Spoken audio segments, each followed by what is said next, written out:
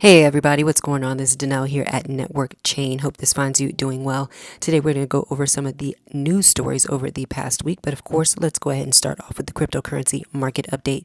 Currently, Bitcoin is trading at around $93,500. It's up just under 7% over the past week. Ethereum still trying to make its climb towards $2,000 again, and it is currently trading above 8% at $1,771. We have XRP is up 6%, currently trading at $2.24.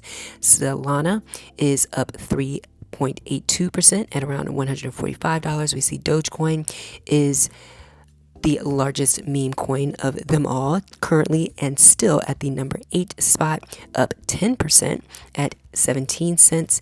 And you have Cardano and Tron rounding out the top 10. You can see here that Bitcoin is currently trading, as we mentioned, at around 93.5, and we see that it had a nice solid run of 3 weeks of green candles on the weekly chart. So obviously it remains to be seen what this week is going to look like, but if we continue to stay in the $90,000 range, that definitely could be promising for us to potentially get back towards that $100,000 mark. But there are going to be some hurdles for sure before we get there. But this could be a good sign. We definitely need to see some closing above the $90,000 level over the next couple of weeks to see if we actually can confirm that another move up is definitely possible. If not, we still could be trading in a range, getting back down to the high 70s, low 80s potentially, because there definitely is a possibility for some downturn, especially after a nice last several weeks. And of course, there's still a lot of uncertainty in the macroeconomic environment. There's still a lot of headwinds that could potentially keep Bitcoin from getting back up towards that $100,000 mark. But of course, we're going to keep you posted right here on Networkchain.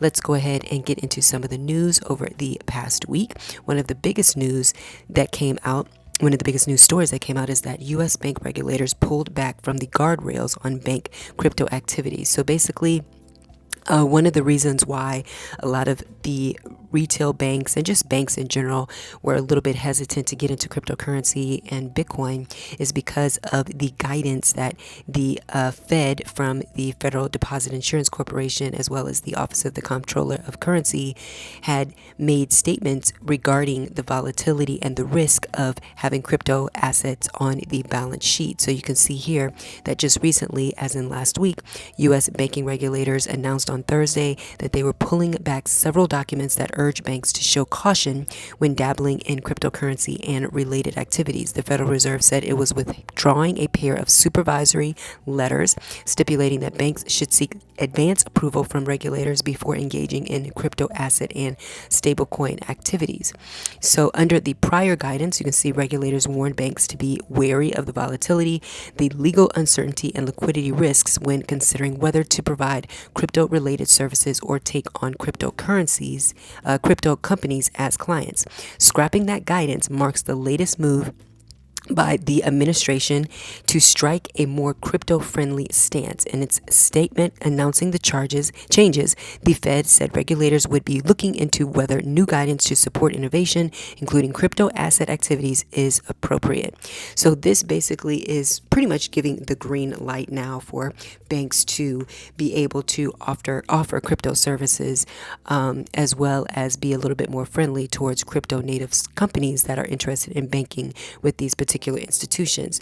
One of the largest banks and asset managers in the world, Charles Schwab, has already given guidance that they will be offering spot Bitcoin. So they already offer the Bitcoin ETFs on their platforms, but they also will be offering the ability for their customers to be able to buy spot Bitcoin, which is basically pure Bitcoin, and be able to hold it in their accounts on Schwab. So we already know that BlackRock has been the big dog when it comes to the Bitcoin ETFs with their IBIT ETF, and I'm sure we'll be seeing them offering up spot Bitcoin as well to their clients, and we'll likely see more banks come into the fold, especially now that this guidance has been pulled from the Federal Reserve. So that's definitely a big news story, and part of the reason probably why Bitcoin was able to stay above that $90,000 range over the past week.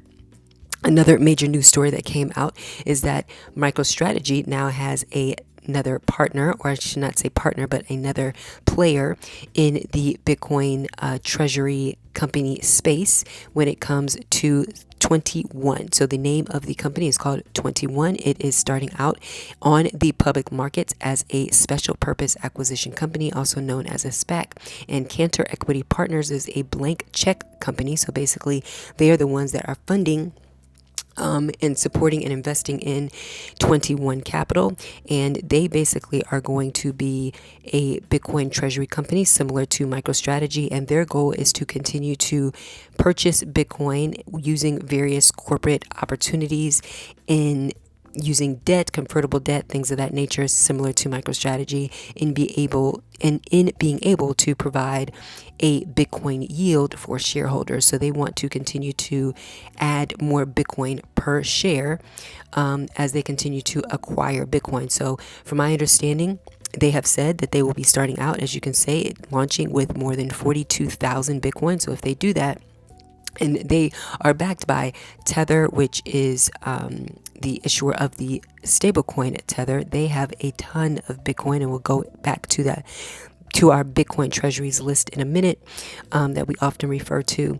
But they are one of the investors in this company, and from my understanding, they are also a part of bringing in this 42,000 Bitcoin for them to start off with. And then, as I mentioned, they will begin to find other ways to be able to fund future purchases of Bitcoin and be able to have it on the balance sheet. And their purpose essentially is just to be able to provide shareholder value by adding more Bitcoin to the balance sheet and thus adding more Bitcoin per share.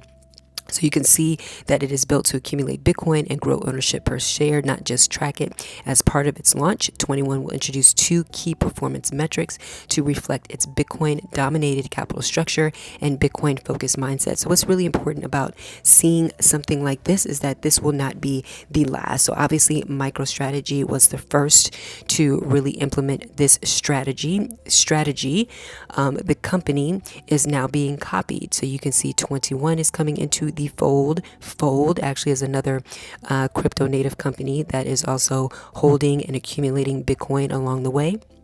So we're starting to find more companies adding Bitcoin to the balance sheet. A lot of people are waiting to see whether or not GameStop, for example, will actually go ahead and make Bitcoin purchases. Since their last disclosure, they mentioned that there was a possibility that they are open to purchasing Bitcoin and having it on the balance sheet. So a lot of those shareholders are looking forward to see whether or not they actually do buy Bitcoin and how much.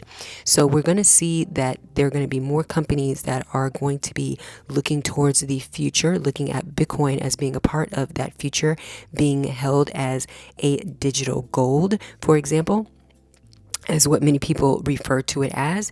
And so because of the fact that Bitcoin has really been showing strength, even through a lot of the volatility that has been occurring in the other capital markets over the past couple of months, particularly over the last month, Bitcoin has held up fairly well. So it looks like more and more companies are looking to get involved in the cryptocurrency space, particularly with Bitcoin. And this is just evidence of that. So you can see that it's going to be led by co-founder and CEO Jack Mallers, who is also the founder and CEO of Strike, which is a world leading digital payment provider using the Bitcoin Lightning Network. And so you can see here also the CEO of Tether, and I mentioned Tether is also a part of this deal. They believe that Bitcoin is one of the only truly decentralized, immutable, and censorship-resistant asset, and its role as the foundation of a new financial system is inevitable. So he, amongst many others, believe that Bitcoin definitely is going to be here to stay and will be the next frontier when it comes to the financial system. Michael Saylor, we just spoke about strategy. He normally kind of gives out a hint as to whether or not Strategy will be buying more Bitcoin going into the next week. So probably by the time you see this video, they probably will have announced that they're adding even more to their stash of 538,200 Bitcoin. So this is the tracker, and it shows the Bitcoin purchases by MicroStrategy, now known as Strategy. And you can see here the orange dots basically represent each purchase that Strategy has made, and it really doesn't matter where Bitcoin was trading in terms of the price. Strategy was buying at the top, Strategy was buying when it was in the middle, Strategy was buying it at the bottom. So you can see here, even as it continues to go up, Strategy continues to accumulate and has now accumulated 538,000 Bitcoin, more than any other publicly traded company on the market right now.